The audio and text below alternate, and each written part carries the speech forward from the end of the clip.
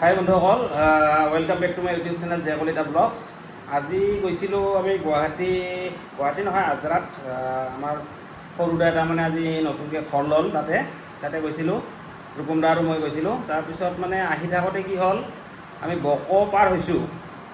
বকো পাৰ হৈ ঠিক বকো হালজাৰখনতে আৰু বকো পাৰ হৈ মানে হালজাৰখনৰ সেইখিনিতে আহি আছোঁ। মোৰ গ্লাছখন তাৰমানে অলপমান ভিজিবিলিটিটো অলপমান কমিছে, তাৰমানে ধূলা চোলা পৰিছে। পানীও নাই, টেংকিটোত পানী শেষ হৈছে, গ্লাছটো চাফা কৰিব পৰা নাই, অলপ অস্পষ্ট দেখি আছোঁ। মই আৰু ভাবিলোঁ বটলৰ পানী অলপ মাৰি দিম। এনেকৈ সেইটো ভাবি থাকোঁতে ৰূপম দা আৰু মই কথা পাতি আছোঁ, থাকোঁতে তাৰমানে কি হ'ল, এই গ্লাছৰ মাজতে তাৰমানে দেখা পালোঁ অস্পষ্ট কি হাতীৰ নিচিনা লাগে, একদম ওচৰত। তাৰমানে আমি য'ত একদম মোটামুটি 1 মিটাৰ 2 মিটাৰমান ডিষ্টেঞ্চত মানে হাতীৰ জাকটো। আহিলোঁ, আহি মানে লগে লগে পাৰ হৈ এবাৰ গাড়ীখন ৰখাই চালোঁ যে হয়নে নহয় হাতীৰ জাক। একদম মোটামুটি প্ৰায় 30-35টামান হাতী লগে লগে পাৰ হৈ গ'ল। মানে আচৰিত লাগিল মোৰ, একদম চকুৰ সন্মুখতে মানে হাতীকেইটা পাৰ হৈ গ'ল। কিন্তু ক্ষতি একো কৰা নাই আমাক, ধুনীয়াকৈ আহিলোঁ। তেওঁলোকৰ আচলতে প্ৰকৃতিৰ বস্তু, এনেকৈ চাৰিওফালে খাদ্যৰ সন্ধানতে গৈ থাকে। মানুহবিলাকৰো ভুল আছে, গছ গছনিবিলাক কাটি শেষ কৰি তহিলং কৰিল, একো নাই।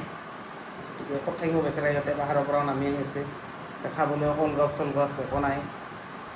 আহি থাকোঁতে দেখা পালোঁ, তাৰমানে তাকে ভিডিঅ'টো চাওকচোন আপোনালোকে, মই দেখাই আছোঁ আপোনালোকক।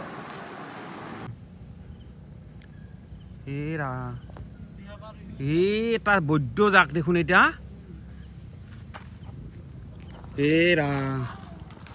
হাই ফ্ৰেণ্ডছ, এই আহি আছিলোঁ এইটো ৰাস্তা দি, গুৱাহাটীৰ পৰা আহি আছিলোঁ এইফালে বকো। এই ৰাস্তা দি আহি থাকোঁতে গাড়ীত খুন্দাই নাখালোঁ যে এইটো হাতীৰ জাকটো, এইটো হাতীৰ জাক।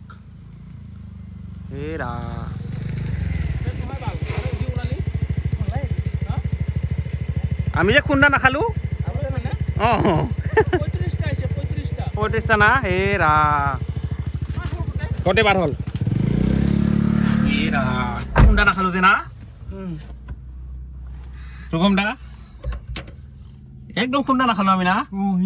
আচৰিত কথা মানে, আমি ৰূপম দা আৰু মই তাৰমানে আহি আছিলোঁ, আমি গুৱাহাটী গৈছিলোঁ, আহি আছিলোঁ থাকোঁতে তাৰমানে এনেকা হাতীৰ জাক, লগে লগে খুন্দা নাখালোঁ যে আমি গাড়ীত। আপোনালোকে চাব দেই ভিডিঅ'টো।